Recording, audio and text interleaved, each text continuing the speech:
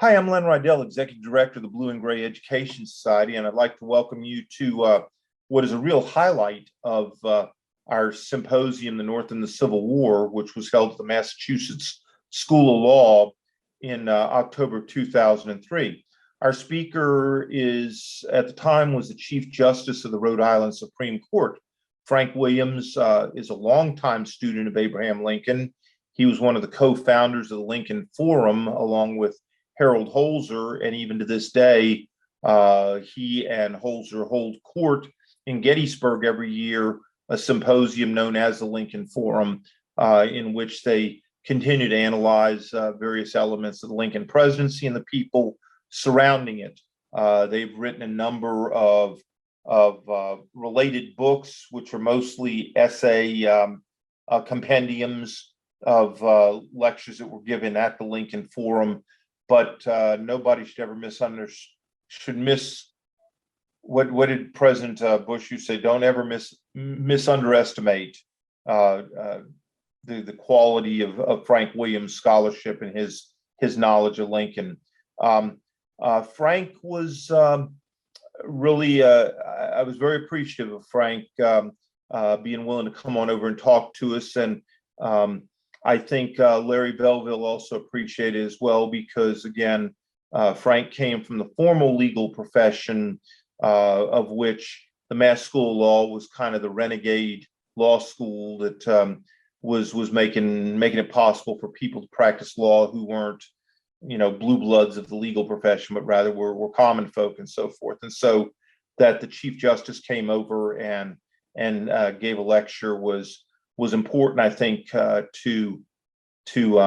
the school, to the students, and to Dean Belleville as well. And we were very grateful of it.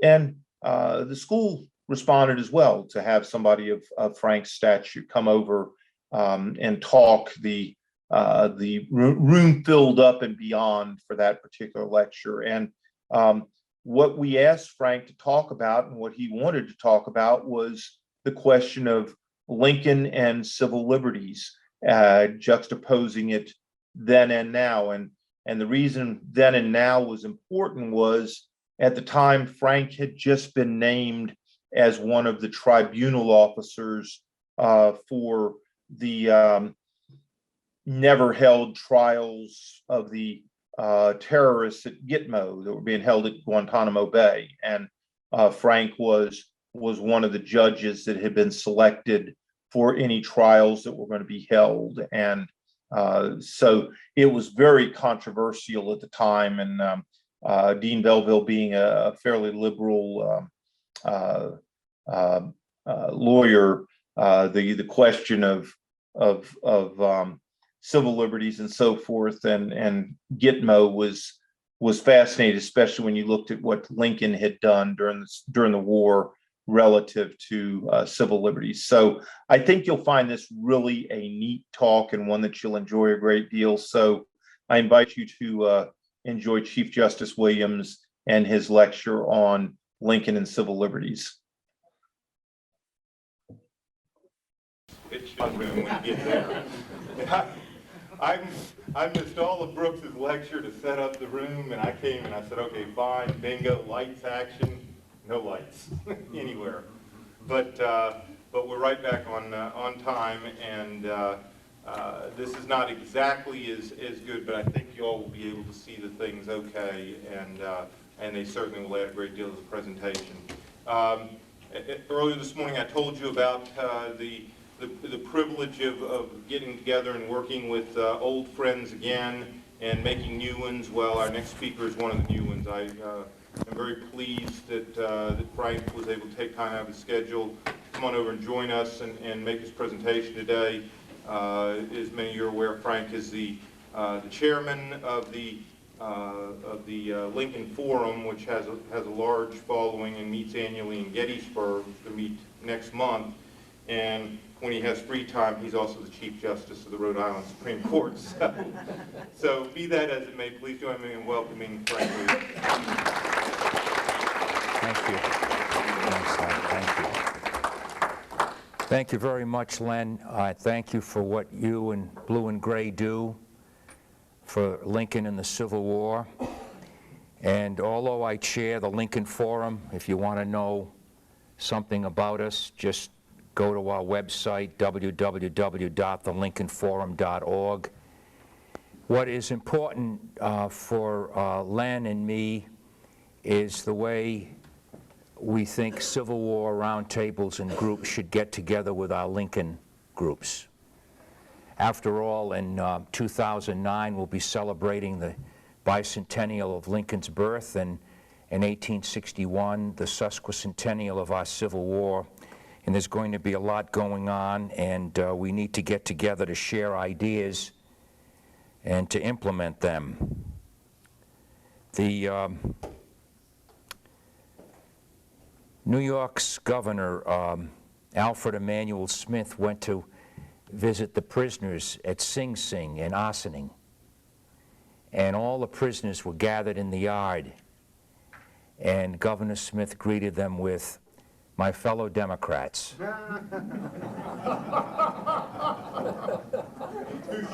Well, his advance man pulled on his jacket and said, "Governor, some of the people incarcerated here have other political allegiances." So the governor changed his greeting to "My fellow citizens." And the advance man tugs on his coat again and says, "Governor, some of these people are serving such hard time that they've lost their rights to citizenship." So finally, the governor began his comments with, "It's so nice to see so many of you here."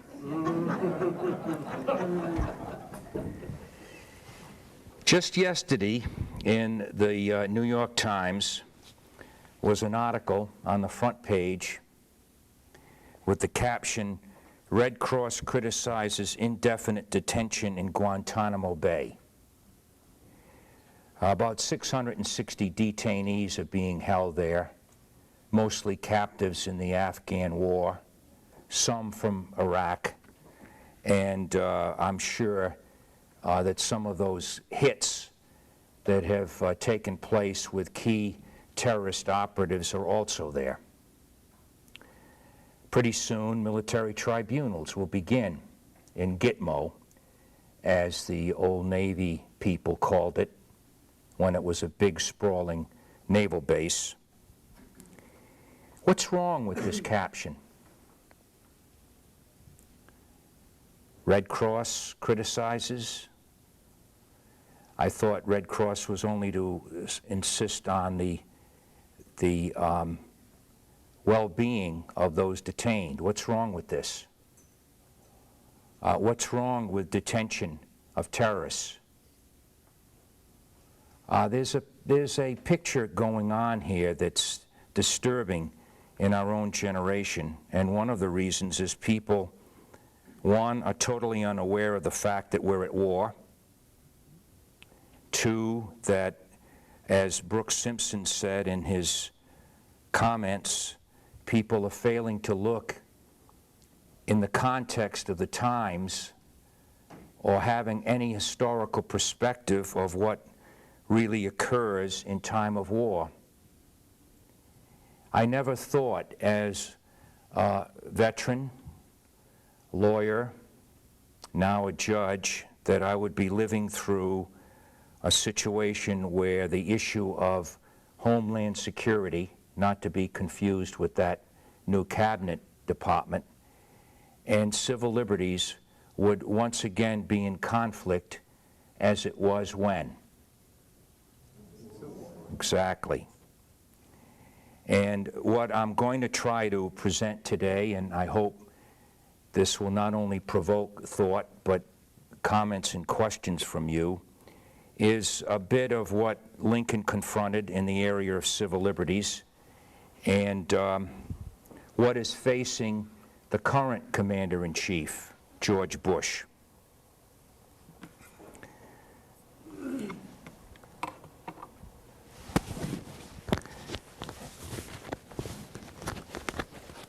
Recent acts of terrorism have yet again raised tensions between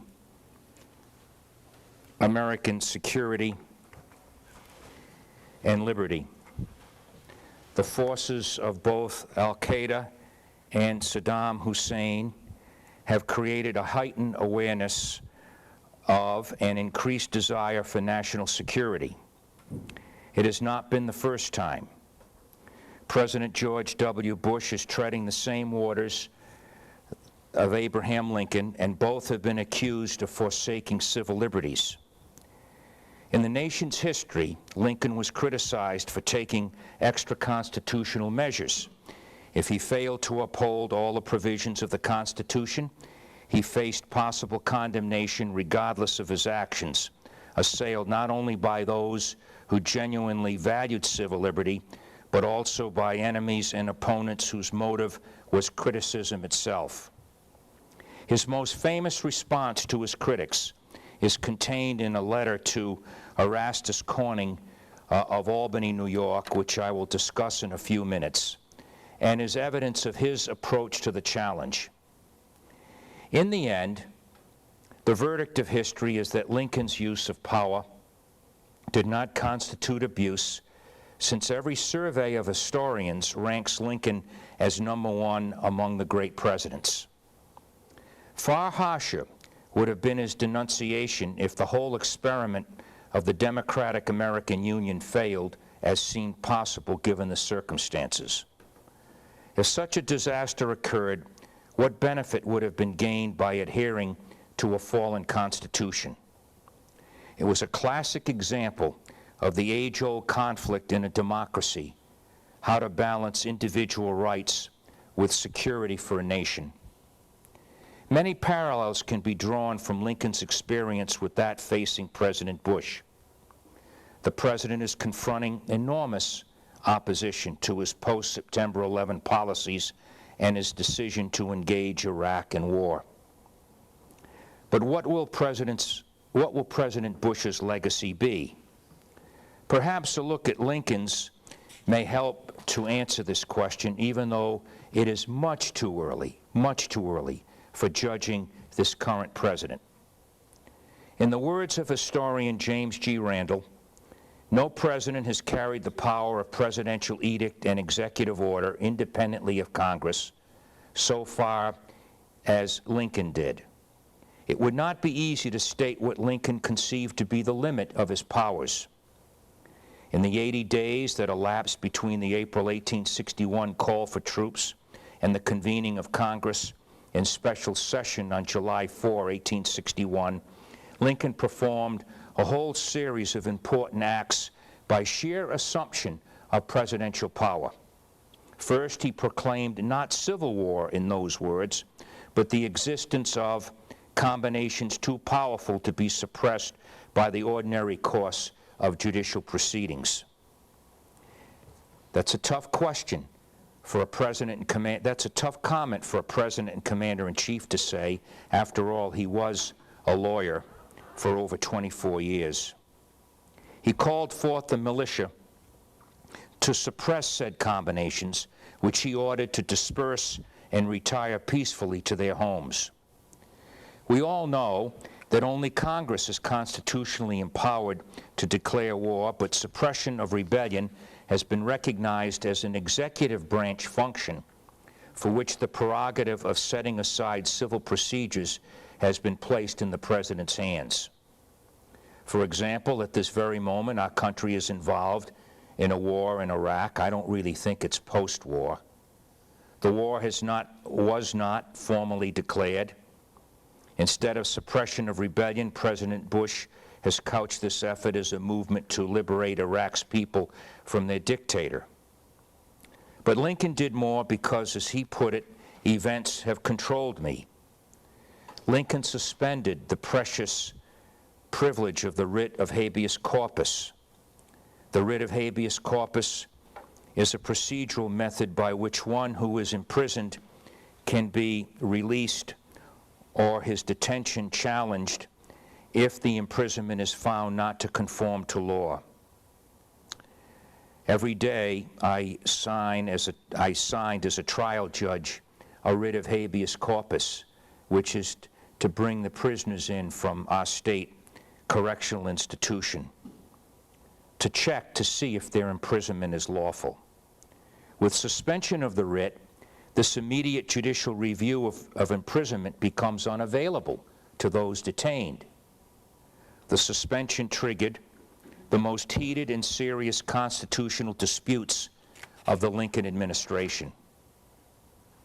In April 1861, a dissatisfied Marylander named John Merriman dissented from the course being charted by Lincoln. He expressed his dissent in both word and deed. He spoke out vigorously against the Union and in favor of the South, and recruited a company of soldiers for the Confederate Army. He became their lieutenant drill master. Thus, he not only exercised his constitutional right to disagree with what the government was doing, but engaged in raising an armed group to attack and attempt to destroy the government. On May 25, Merriman was arrested by the military and lodged in Fort McHenry, Baltimore, for various alleged acts of treason. His counsel sought a writ of habeas corpus from Chief Justice Roger Taney, alleging that Merriman was being illegally held at Fort McHenry. Taney issued a writ to Fort Commander George Cadwalader, directing him to produce Merriman before the court the next day at 11 o'clock in the morning. Cadwalader respectfully refused on the ground that President Lincoln had authorized the suspension of the writ of habeas corpus, notwithstanding Lincoln's view that he'd much rather bombard Baltimore than authorized Winfield Scott to suspend the writ. Taney immediately issued an attachment for Cadwalader for contempt. Of course, the United States Marshal, entrusted in serving the writ of attachment, could not enter the fort to serve the attachment. So the old justice, recognizing the impossibility of enforcing his order, settled back and produced the now famous opinion ex parte Merriman.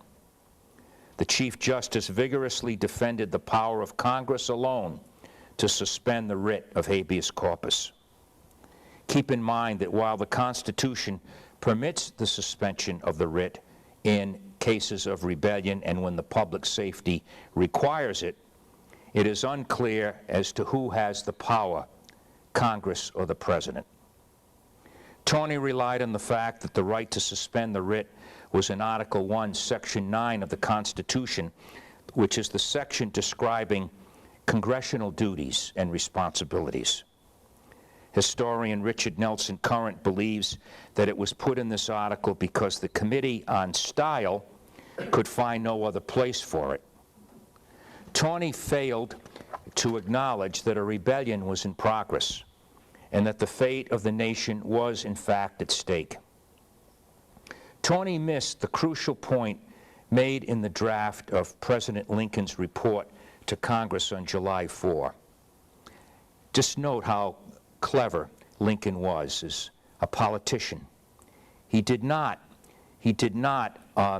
reply to ex parte Merriman when it was issued sometime before his July 4th address to Congress. He waited until Congress convened to make a response to Taney's allegations in Merriman. Lincoln said to the Congress, "The whole of the laws which I was sworn to execute were being resisted in nearly 1/3 of the states. Must I have allowed them to finally fail of execution?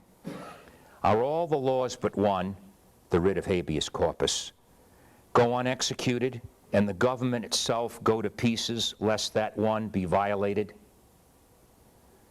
2 years later, Congress resolved the ambiguity in the Constitution and permitted the President the right to suspend the writ while the rebellion was in progress. Imagine the reaction of our fellow American citizens today if an anti-war demonstrator or a destroyer of federal property was treated as Merriman was in 1861, or if the writ of habeas corpus was suspended. Another controversial move by Lincoln was made when he ordered seizure of vessels for violating the blockade. The legality of the blockade was challenged since it was set up by presidential proclamation in absence of a congressional declaration of war. The issue, however, had much broader implication since the blockade was only one of the emergency measures Lincoln took by his own authority in the 80 days. Enlarging the Army and Navy without congressional authority, appropriating funds for the purchase of weapons, again without congressional authority. The Supreme Court sustained the acts of the President, including the blockade. A civil war, the court held, does not legally originate because it is declared by Congress. It simply occurs. The party in rebellion breaks allegiance, organizes armies, and commences hostilities. In such a case, it is the duty of the President to resist force by force, to meet the war as he finds it, without waiting for Congress to baptize it with a name, so said our Supreme Court. And what about the Emancipation Proclamation? Nothing in the Constitution authorized the Congress or the President to confiscate property without compensation. That was the Fifth Amendment to the Constitution. Remember, the slaves were property, the value of each slave placed next to their name in the tax assessor's books. The Emancipation Proclamation declared slaves in the states still in rebellion to be free. By the time of the final Emancipation Proclamation on January 1, 1863, Lincoln had concluded his act to be a war measure taken by the commander-in-chief to weaken the enemy. Now, therefore, I, Abraham Lincoln, President of the United States, by virtue of the power in me vested as Commander-in-Chief of the Army and Navy of the United States, in time of actual armed rebellion against the authority and government of the United States, and as a fit and necessary war measure for suppressing said rebellion, do order and declare that all persons held as slaves within said designated states and parts of states are and henceforward shall be free. The proclamation may have had all the moral grandeur of a bill of lading, as historian Richard Hofstadter later charged, but the basic legal argument for the validity of Lincoln's action could be understood by everyone. To a critic, James Conkling, the President wrote,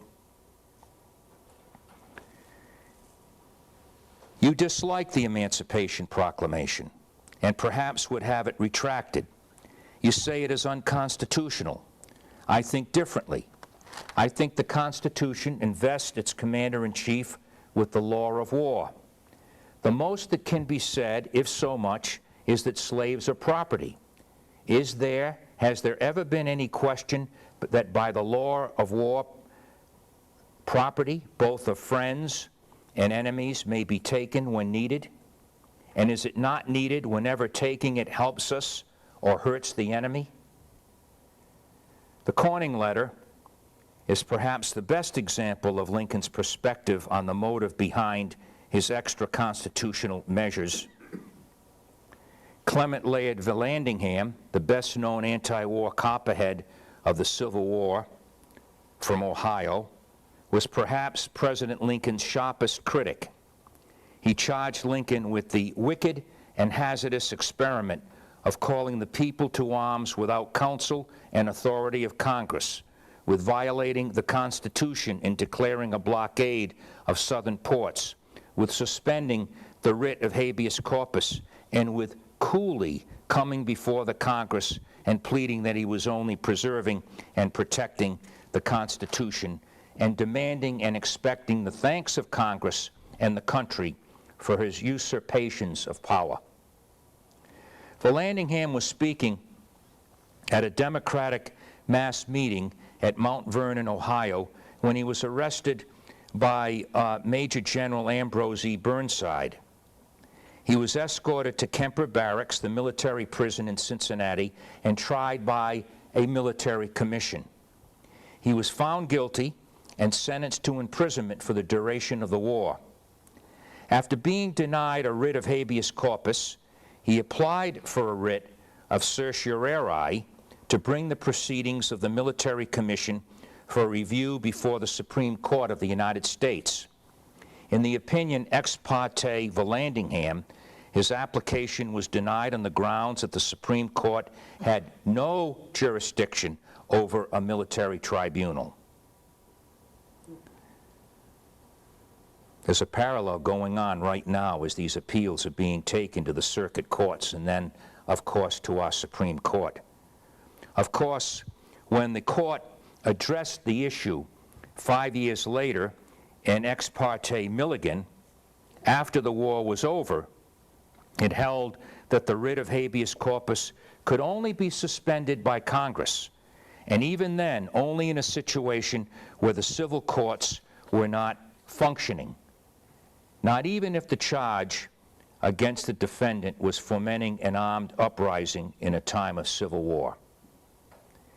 The Supreme Court has retreated from that holding in ex parte Milligan as late as during the World War II and ex parte Quirin, which involved the trial and execution of German saboteurs. Remember that, when they were dropped by submarine along the East Coast? Lincoln banished Vallandigham to Confederate territory. Even the Confederates didn't want Vallandigham. The arrest, military trial, conviction, and sentence of Vallandigham aroused excitement throughout the country.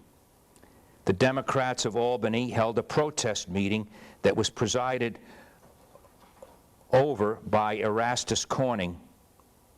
Orator after orator expressed outrage against the allegedly arbitrary action of the administration in suppressing the liberty of speech and of the press, the right of trial by jury, the law of evidence, and the right of habeas corpus, and in general its assertion of the supremacy of military over civil law. The group adopted resolutions and sent them to the President. In a note addressed to Honorable Erastus Corning, the President promised to give the resolutions consideration and to try to find time and make a respectful response. In the now famous Corning letter, Lincoln replied, "When in cases of rebellion or invasion, the public safety requires them, which would not be constitutional when, in the absence of rebellion or invasion, the public safety does not require them."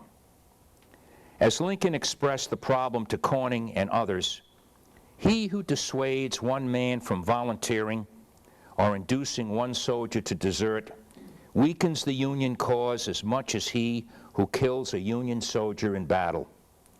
Yet this dissuasion or inducement may be so conducted as to be no defined crime of which any civil court would take cognizance. He knew, as president, he had to act to counter such subtle and not so subtle treason.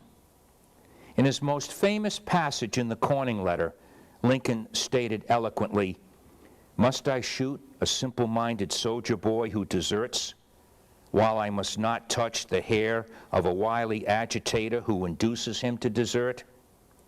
This is nonetheless injurious when affected by getting a father or brother or friend in a public meeting and they are working upon his feelings until he is persuaded to write the soldier boy that he is fighting in a bad cause for a wicked administration of a contemptible government, too weak to arrest and punish him if he so deserts.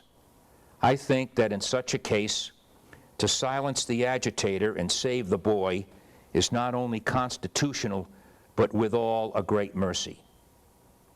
In his Pulitzer Prize-winning book, The Fate of Liberty, historian Mark E. Neely, Jr., and this was 91 or 2, closes by admitting, if a situation were to arise again in the United States when the writ of habeas corpus was suspended, government would probably be as ill-prepared to define the legal situation as it was in 1861. The clearest lesson is that there is no clear lesson in civil war. No neat precedents, no ground rules, no map. War and its effect on civil liberties remains a frightening unknown. Neely's point is well taken today. Since September 11, 2001, many scholars and citizens have questioned how President Bush's reactions and actions to the problems of national security and war will have on his legacy and civil liberties. Currently, there is much dissension among Americans over the president's motive for the war in Iraq. Surely President Bush and Americans have not yet met, I think, the greatest challenges this war will present. Even though Lincoln improvised on civil liberties during the Civil War, he ultimately preserved the American system itself. After the Iraqi conflict ends, Bush must help create a more democratic government in Iraq and reunite not only the American people, but as many countries as he can. Ironic, as Bush campaigned for president against nation building.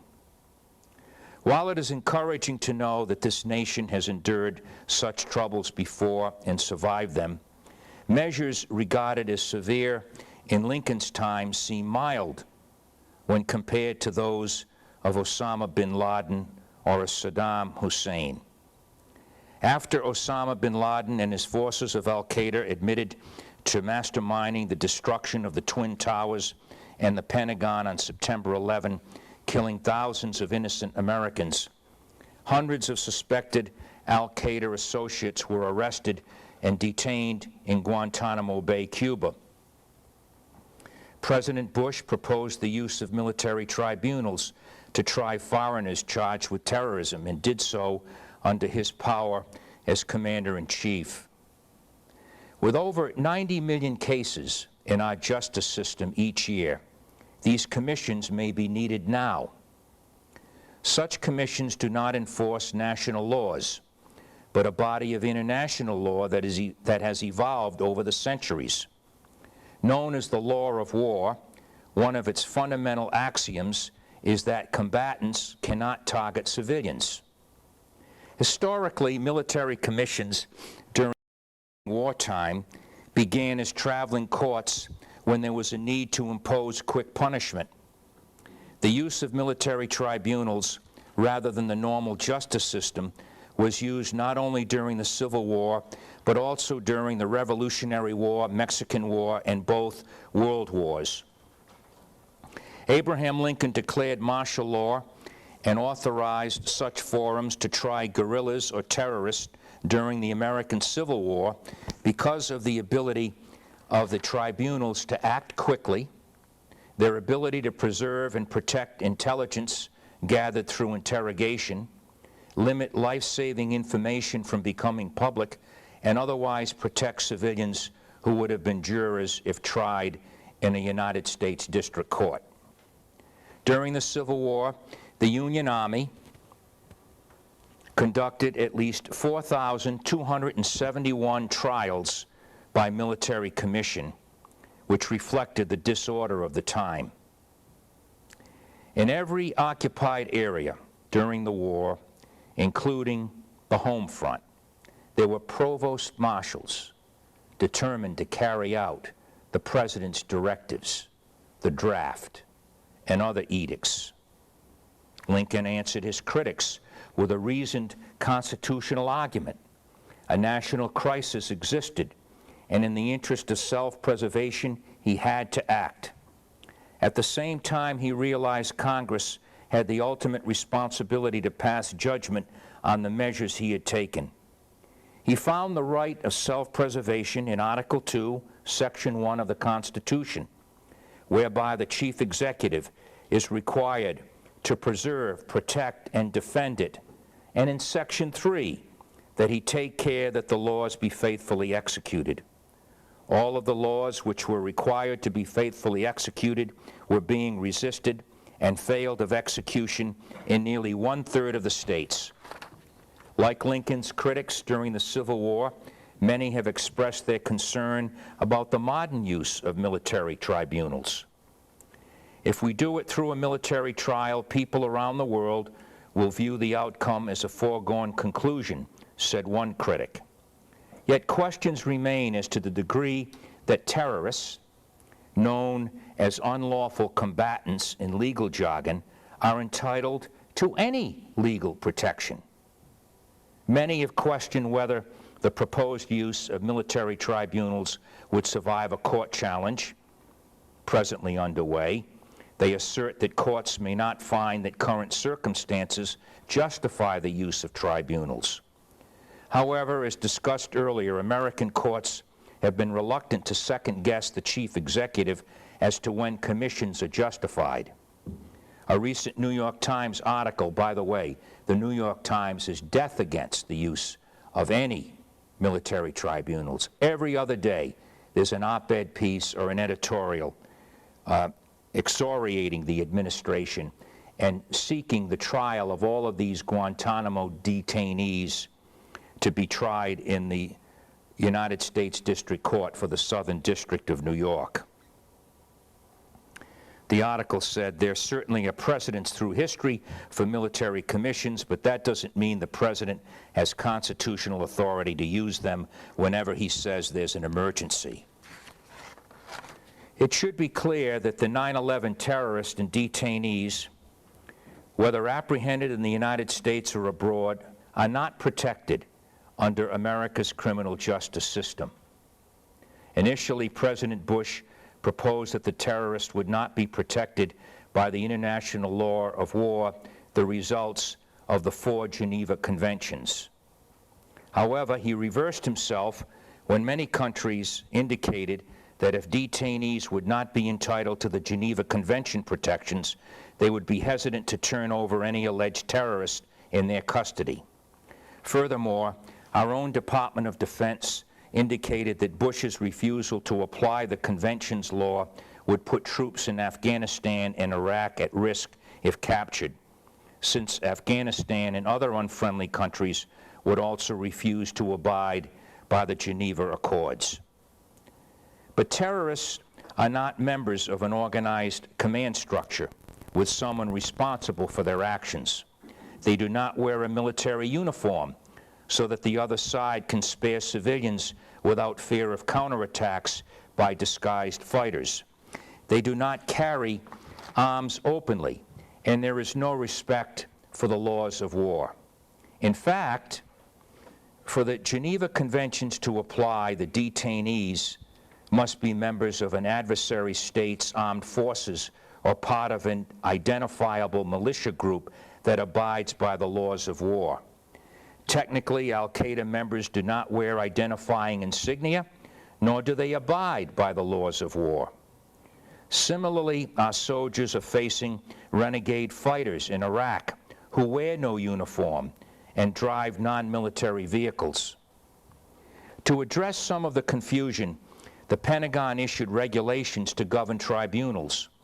Under Military Commission Order No. 1, issued in March 2002, the Secretary of Defense was vested with the power to issue orders from time to time, appointing one or more military commissions to try individuals subject to the President's military order and appointing any other personnel necessary to facilitate such trials.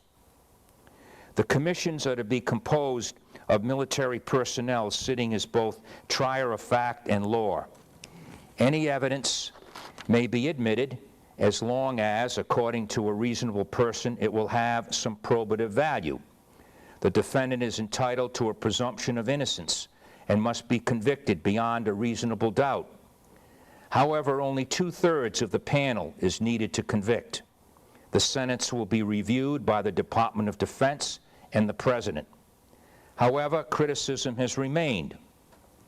A New York Times editorial issued after the regulations notes that despite the fact that the idea of military tribunals for suspected terrorists is less troubling than it was at the inception, there is still no practical or legal justification for having the tribunals. The United States, according to the New York Times, has a criminal justice system that is a model for the rest of the world. There is no reason to scrap it in these cases. However, it is clear that the present federal courts are ill-equipped to efficiently adjudicate terrorism cases. Unique issues, and I will tell you one if we have time at questions, like witness and jury security and preservation of intelligence, have and will cause extraordinary delay and danger. Others have suggested that a combination of an independent federal court review and military tribunal may be the answer. The most distinct difference between this debate and Lincoln's civil liberty dilemma is that most of the modern prospective defendants are non-citizens. But what about those, in fact, who are citizens? In the case of Jose Padilla, also known as Abdullah al-Muwajjah, he is accused of planning to explode a radioactive device and is also a U.S. citizen. He has been held as an enemy combatant under the current regulations governing military tribunals, but the current regulations exclude U.S. citizens. Not surprisingly, a writ of habeas corpus was filed on his behalf. In a similar matter involving Yasser Issam Hamdi, also an American-born suspected terrorist, a federal appeals court ruled that enemy combatants can be held indefinitely without access to legal counsel. In the Hamdi case, the combatant has yet to be formally charged and has been detained since his capture in November 2001. The decisions made by President Bush are increasingly coming under attack. Our nation is engaged in another conflict that may be as difficult as it is different from the Civil War. It is a war waged against us by an almost unknown and indiscernible enemy. Some urge us to proclaim the war over with a single victory in Afghanistan or Iraq. Even our strongest allies and some of our fellow citizens cannot understand why President Bush should continue the war against terrorists by going after them rather than just being reactive. Shouldn't we be satisfied with 1 or 2 victories, they argue? Why must we identify other sources of danger and prepare to act against them? The Corning episode suggests that the argument over Lincoln and civil liberties was as robust in his own time as in ours.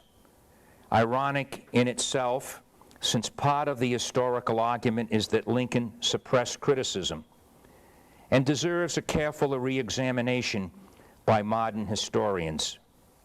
That Lincoln emerges from the perennial controversy that afflicted his administration over civil liberties with a reputation for statesmanship may be the most powerful argument for his judicious application of executive authority during a national emergency.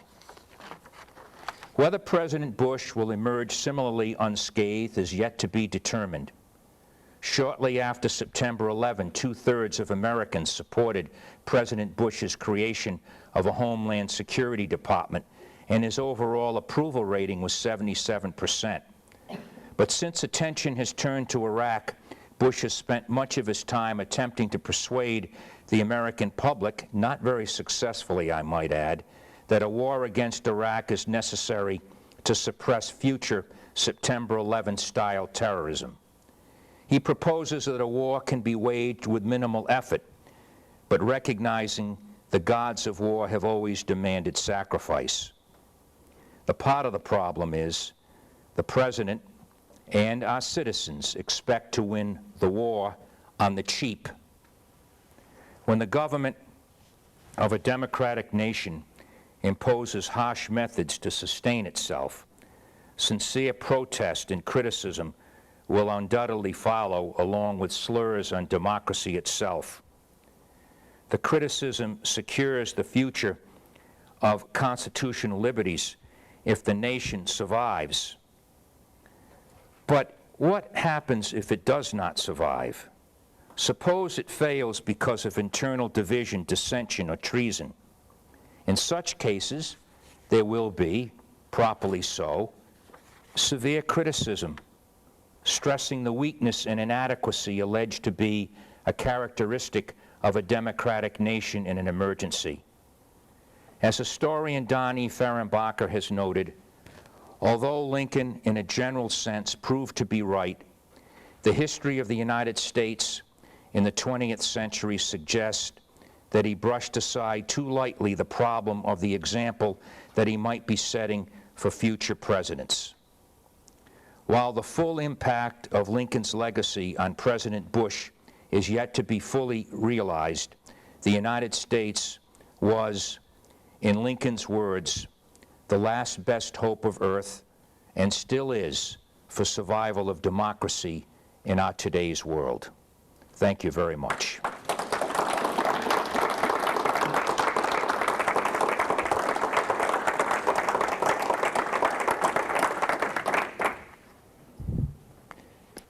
Yes. Thank you. That was a great example of Lincoln's, thoughts about habeas corpus during the war and so on, what you might call homeland security.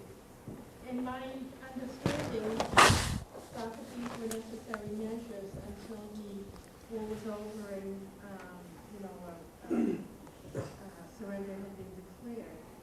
I think probably the problem these days is that war is being declared against terrorism, and the president has expressed his opinion that this will continue at least through the existence of my generation. That these measures and these captivities without access to legal, assistance will continue through the end of their life, through the end of my life. And I think those present even greater ambiguities than the statements that Lincoln made, where he said these are temporary measures. These are the measures we will take while we're at war, and afterwards they won't be necessary.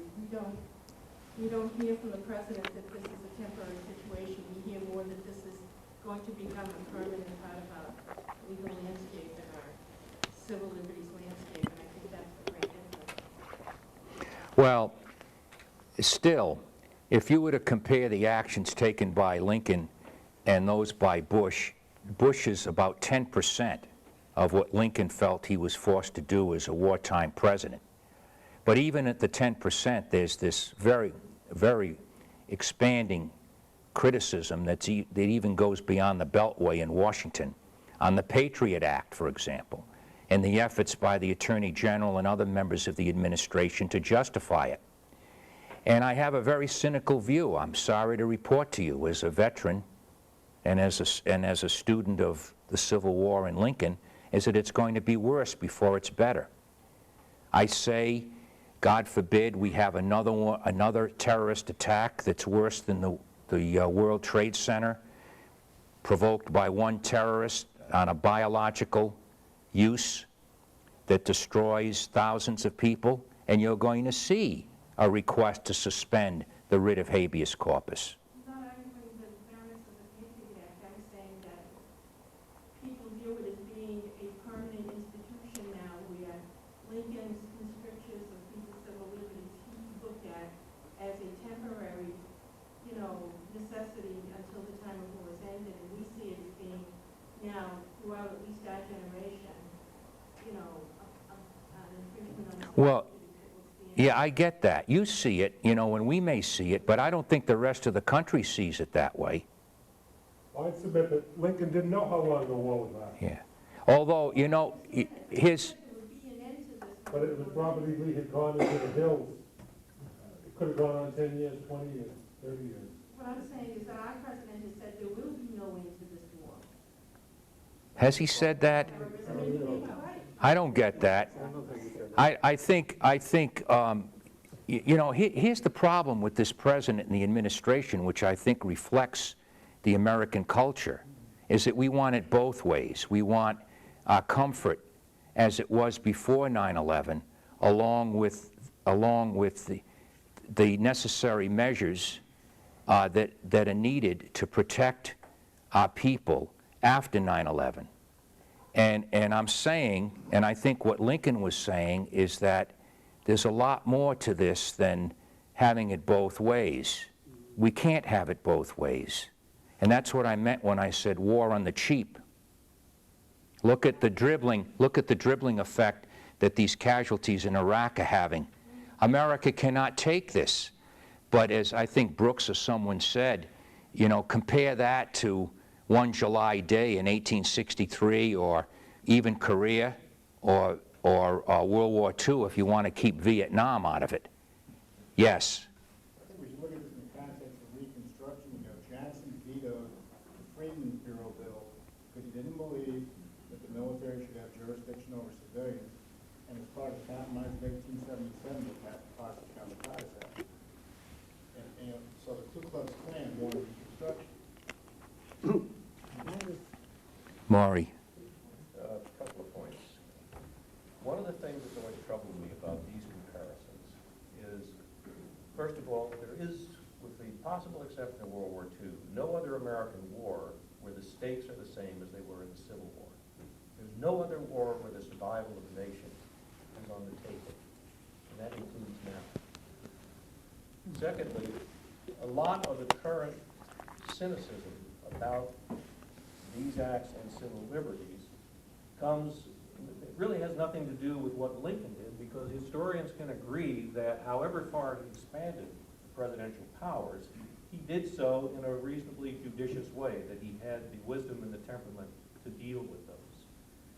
That judgment has not been leveled at almost any other president since then, and it's the abuse of those powers and the suspicions of the motives behind them in some wars that has aroused a lot of the cynicism.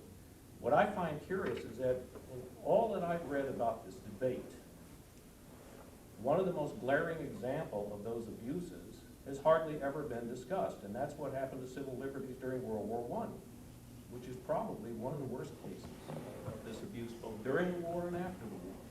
You don't read about that very much. If you did, you take a very suspicious view of this kind of suspension. And the third point I'd make is our current situation doesn't fit any of these existing models. And therefore, it's very difficult to get a handle on. I have a very hard time, I'm sorry, maybe I'm in the minority. I have a very hard time regarding us as at war in the conventional sense. I have a very good time regarding us in a very difficult position where we're trying to figure out how to deal with an entirely new way of dealing with enemies. And that's going to put any kind of strain on any kind of legal system. And that part I understand. But if you take away the most fundamental civil liberties, and I don't know of anything more fundamental than habeas corpus, it seems to me that too many times you're back in the position of that classic statement from Vietnam, that in order to save the village, we had to destroy it. Well, I think they're excellent points, but I would take some disagreement with you. I think this, I mean, you can call this problem whatever you want, war, religious, whatever, the fact that we never understood Islam, that we favored Israel too much. Call it what you want. I mean, we're getting casualties here.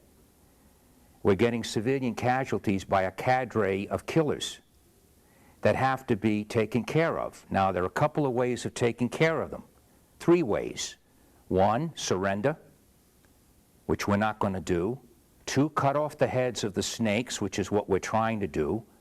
3, when they're captured, deal with them in a way that they don't really deserve under our system of justice, but under the law of war. That's why the tribunals.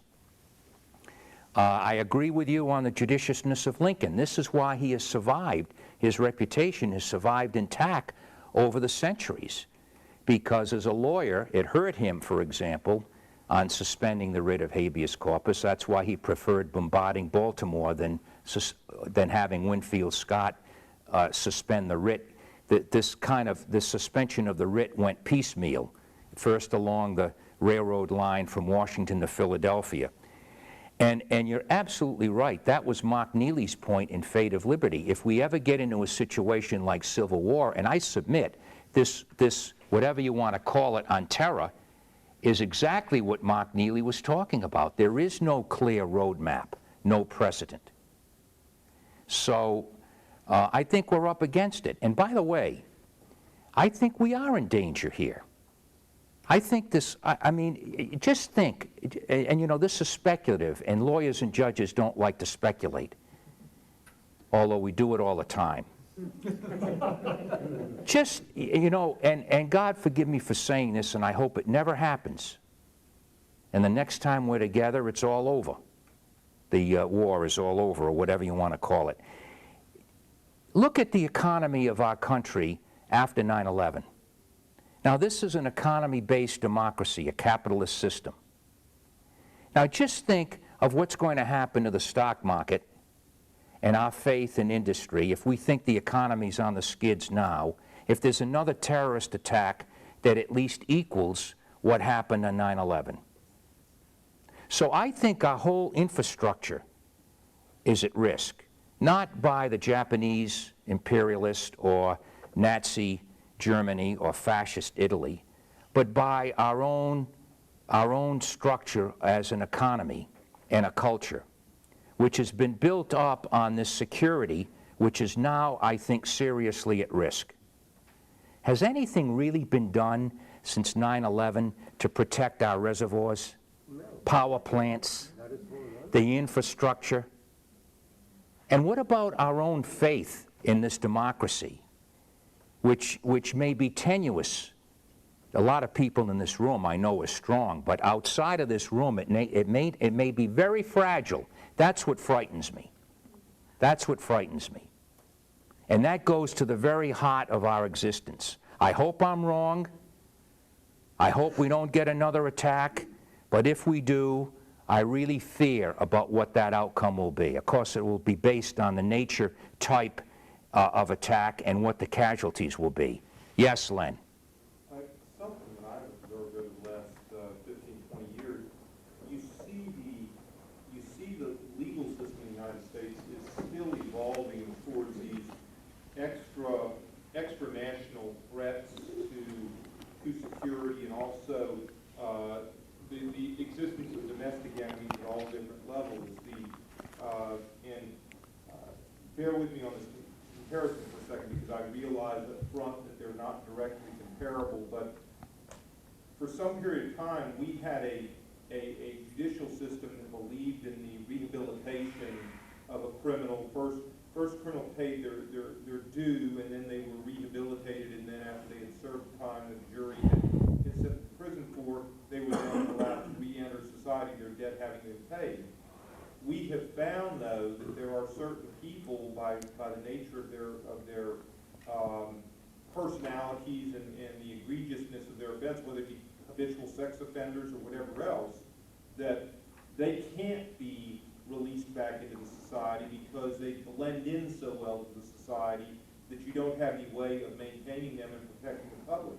I would submit to you that the scenario in which we are now facing extra-national foes that are in small, concentrated cells is going to produce the most dramatic and radical shift in thinking since Morgenthau wrote Politics Among Nations.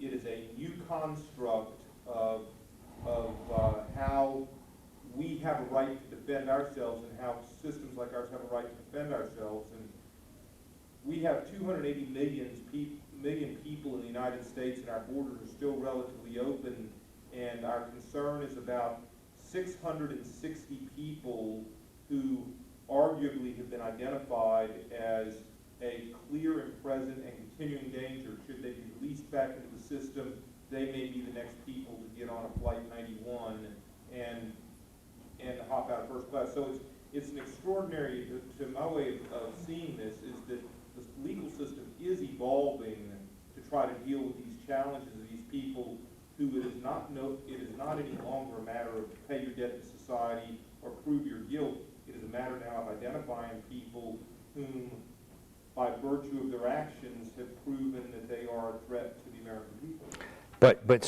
And you're right, but see, the next question is, what rule of law applies to these people? That's what we judges and lawyers and citizens and legislators struggle with doing. And I'm saying that with such a mass number, our civilian courts are inadequate for trying these kinds of cases, even forgetting the fact that these people have no legal rights. We've given them more legal rights than they're entitled to under Geneva, our own criminal justice system, and international law. That's why I think you're going to see, and the administration has not done a good job about explaining this, I'm afraid, that the movement towards actual tribunals, review of verdicts, is moving inexorably closer in Guantanamo Bay, as far as I'm concerned. I told you I was going to tell you a story about why, and this is a terrible thing for me to say, because I grew up believing in this justice system and the use of courts, why in the case of terrorism, using the U.S. District Court or my court doesn't work all the time. You recall the West African embassy bombings. They captured some of the terrorists. They tried them in the Southern District of New York. And the judge there asked the jurors, look, the Justice Department is asking for the death penalty, which they can do. Anyone have any moral, ethical, religious opposition? Of course, you go through the voir dire. Those of you who've been jurors know what I'm talking about. Ask questions to get a fair and impartial jury. It's a great system. I believe in it. And they shaked out 12 men and women who indicated that they would have no moral compunction if the evidence warranted to rule on the death penalty, if warranted. And the other thing the judge assured the jurors is that they would be, their names and lives would be anonymous. They would be protected. They used numbers, no names. And of course, they went through all that classified stuff, confidential, security, boxed it in, all of the things that you can imagine that bureaucrats can do to protect the privacy and the security of the jurors. Well, what do you suppose happened after the guilty verdicts on the charges themselves? First of all, and I'm not going to comment on this, but just to let you know, some of the jurors went to their pastors to see if it would be okay if they could vote for the death penalty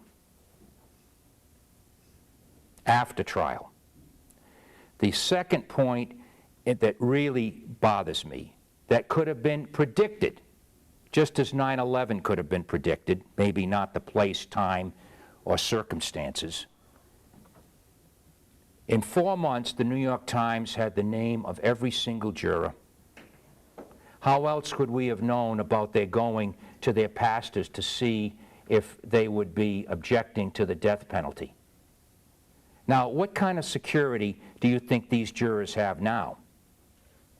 Or their families? None. Zero. And how wasn't that a violation? I mean, I know freedom of the press, but if you have a judge promising you as a juror. You can't guarantee it.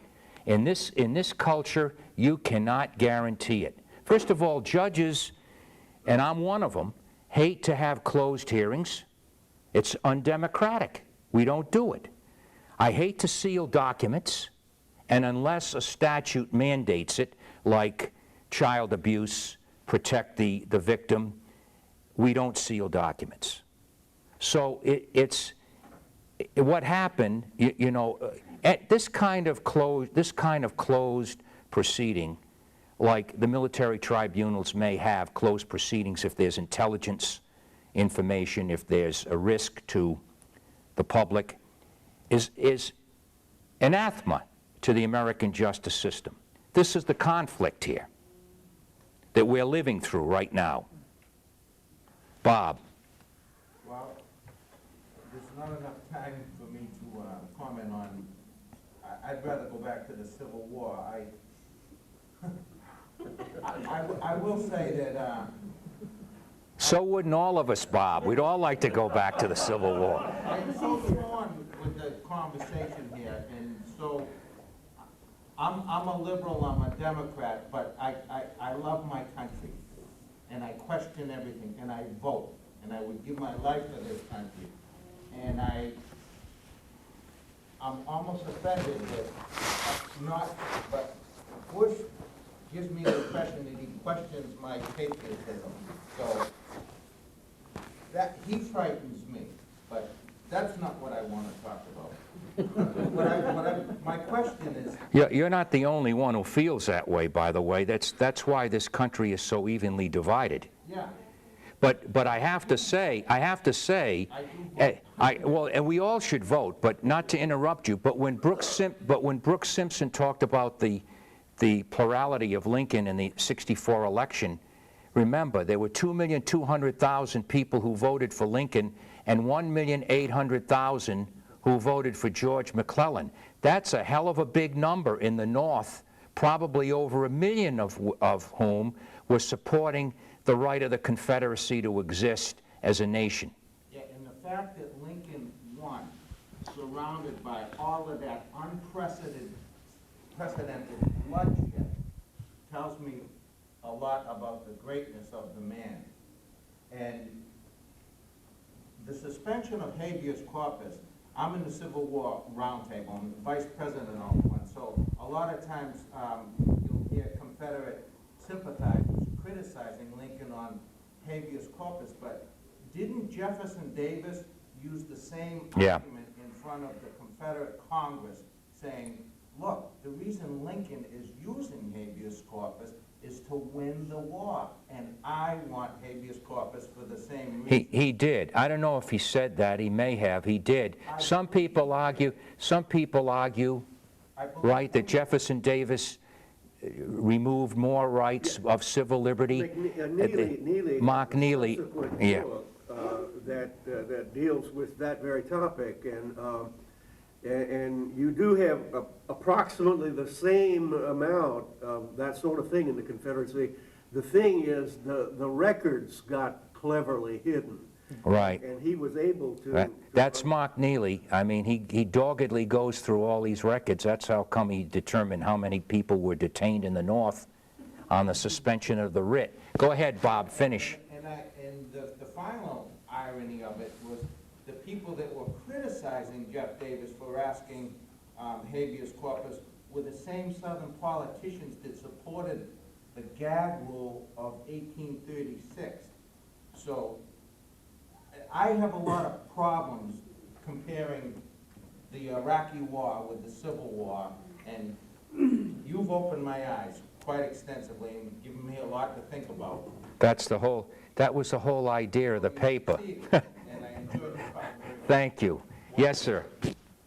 Jefferson Davis's namesake, that apostle of liberty and fellow slaveholder, Thomas Jefferson, when he was governor of Virginia during the Revolution, before the nation existed, as Maury Klein pointed out, was locking up Tories, Right. loyalists. And so was his fellow governor, Patrick Henry, also Right. of Virginia.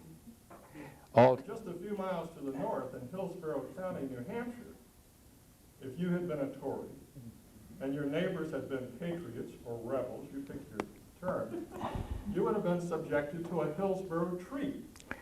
They would plaster your house with manure. And if you didn't shut up or get out of the county, something worse would happen.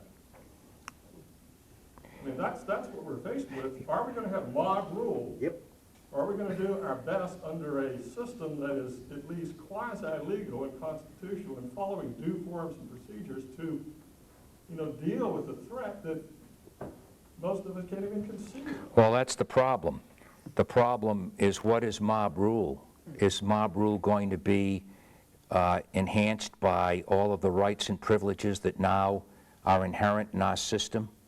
The being placed out on bail easily or on personal recognizance, the time? I mean, mob rule directed at my cab driver, for example, the other day, picked me up in Boston, whose first fare of the day asked him, "Are you Muslim?" And he said, "Yes." And she said, "Well, let me out of the cab. I'm not going to ride with Yeah. you." And he said, "Wait a minute, I'm a citizen, I'm not a tourist." She said, "Let me out of this cab. Get my luggage out of this cab. Call your dispatcher. I want to know the driver." And the dispatcher said, "Well, if she's going to discriminate like that, we can't send her another driver because the next guy available may be Muslim too." Sure. Here's 2 points. You're absolutely right. In fact, Jefferson when he became president, attempted to suspend the writ of habeas corpus in a couple of instances. One, it got through one house of Congress and failed in the other. The second point I want to make in closing is that as disturbing as all of this is, what occurred in the Civil War, what we're facing now, has a lot to do, you know, I talk about legal process, tribunals, ex parte Milligan, ex parte Quirin. You can speak about all of the law you want. You can quote Lincoln's address to Congress on July 4th. But what's going to really decide this, including Bush's present challenge, is how we as a country deal with it. Because no leader can succeed in any act, no matter whether the Genevan Conventions apply or not, without the support of the American people. That's how Lincoln survived, is he just managed to hang on to a majority that would acquiesce in the detention of these people in Fort Lafayette, in New York Harbor, Fort Delaware, Fort McHenry, because without that political support, you cannot lead. And you can have all of the judicial processes you want, or the least amount of judicial processes. It all comes down to that amalgam, and it's very difficult to quantify. Those of us who've tried to do it, it's very difficult. But this is where we are right now, I submit. Thank you very much.